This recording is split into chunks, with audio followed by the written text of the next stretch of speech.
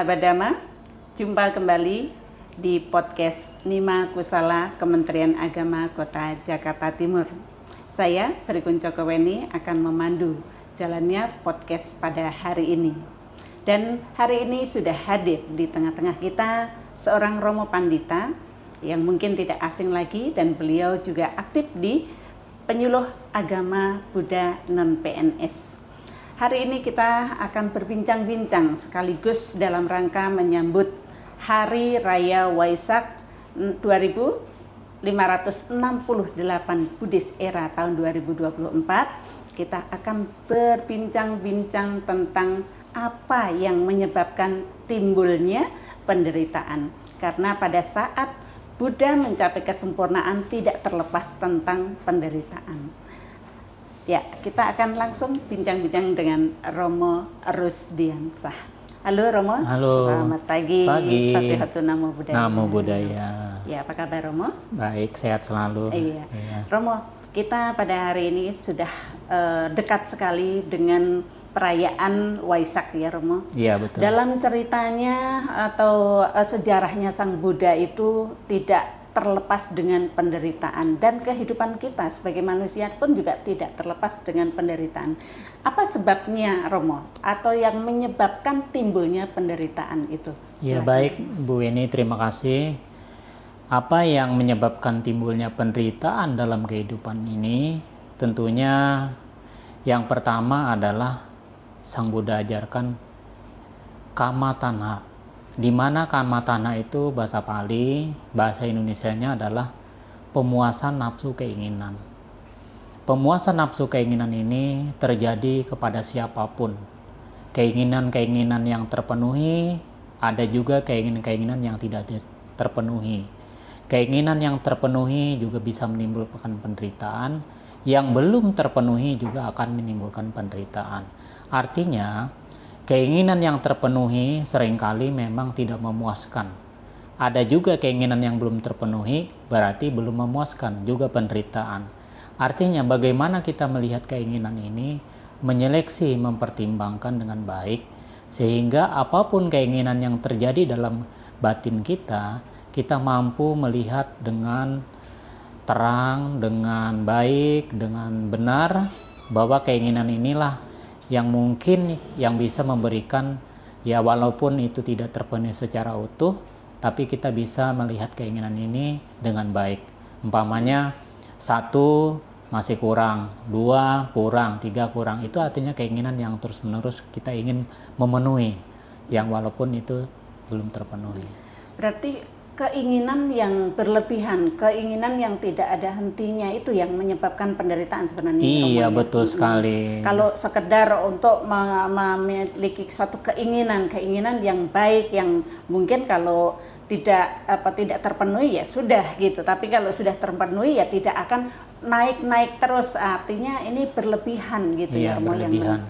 Ya, namanya keinginan ini kan terpenuhi juga menderita, nggak terpenuhi juga menderita. Maksudnya karena kita belum berpikir yang bijaksana, yang lebih tinggi, sehingga masih banyak kekotoran batin kita yang luar biasa.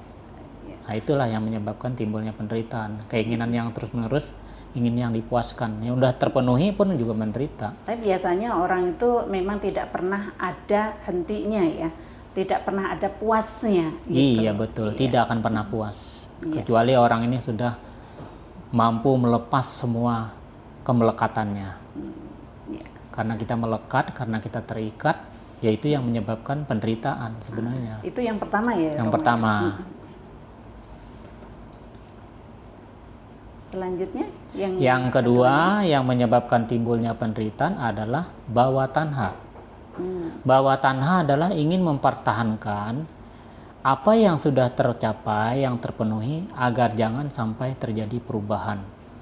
Contohnya, kalau suatu ketika kita beli barang, motor, mobil, kita berharap barang atau mobil itu, motor itu tidak terjadi perubahan, rusak, lecet, ya tetap mulus terus. Kalau manusia tetap cantik terus, manusia tetap ganteng terus, tetap muda terus, tapi hukum alam ini tidak bisa kita lawan. Perubahan itulah yang menyebabkan timbulnya penderitaan. Iya.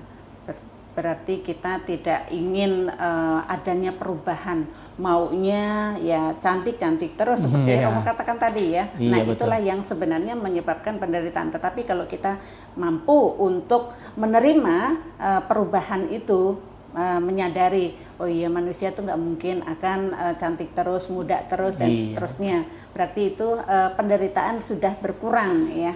Iya betul. Dia memahami, mengerti perubahan, anicca, bahwa anicca itu adalah perubahan. Dia memahami anicca itu sendiri, maka orang itu dengan sedikit demi sedikit dia akan mampu melepas, memahami itu. Tidak terikat, tidak melekat.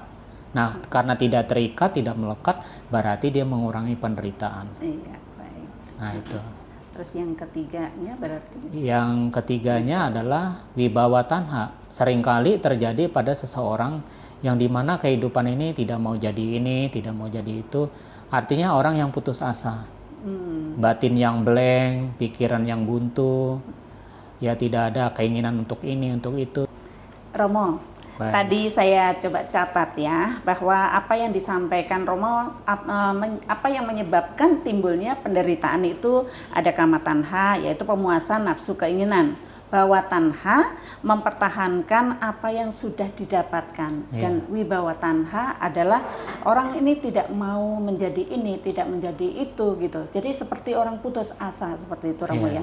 Nah, ini kan kita bicara tentang penyebab timbulnya penderitaan. Padahal orang kan ingin hidup bahagia. Betul. Iya kan Romo. Nah, sekarang bagaimana supaya kita itu bisa hidupnya bahagia? Apa yang harus dilakukan Romo? Karena kalau kita bicara penderitaan itu yang menyebabkan, berarti ini harus kita hindari kan.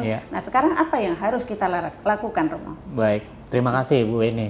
Ini sebenarnya pembahasan yang luar biasa ya. Semua orang memang menginginkan hidup kita bahagia. Tidak satu orang pun atau makhluk apapun yang menginginkan hidup menderita. Tapi kenyataannya memang kalau memilih ingin bahagia, nggak mau memilih yang menderita. Itu umumnya. Tapi supaya hidup kita bahagia adalah yang pertama kan kita pemuasan nafsu keinginan.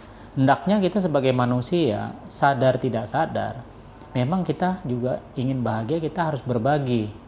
Berbagi, ya melepas, berdana, menolong, membantu. Baik membantu diri sendiri, keluarga, orang lain yang membutuhkan. Itu salah satu cara untuk membuat hidup kita bahagia. Nah itu, melepas. Karena kalau dengan melepas adalah meringankan beban. Kalau beban kita ringan, berarti kita bahagia. Nah itu. Yang kedua, ya kita belajar juga untuk memahami anicca. Karena mempertahankan sesuatu itu tidak berubah, itu nggak mungkin. Hukum alam terus jalan. Anicca, perubahan. Nah, untuk itu ya kita harus memahami bahwa segala sesuatu adalah anicca, tidak kekal. Akan hancur, akan berubah, akan lenyap semuanya. Itulah fakta kehidupan.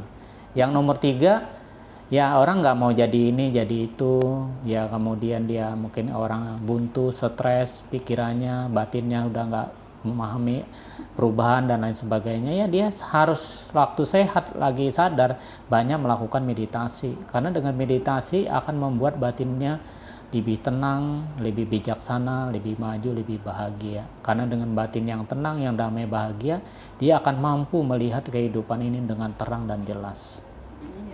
Itu demikian. Berarti ini solusinya ya Romo, yang harus kita lakukan dalam kehidupan kita supaya tidak timbul suatu penderitaan. Betul sekali. Karena pada dasarnya semua manusia kan hidupnya ingin bahagia. Nah, walaupun mungkin tadi Romo katakan kita inginnya muda terus gitu ya, pengennya yang cantik-cantik terus. Ini terkait dengan tema Waisak tahun ini Romo. Kesadaran keberagaman jalan hidup luhur, harmonis dan bahagia. Kelihatannya sangat sesuai dengan apa yang kita bahas ini. Dan kira-kira apa kaitannya ya Romo dalam kehidupan Romo atau pada saat prakteknya Romo ya? Baik.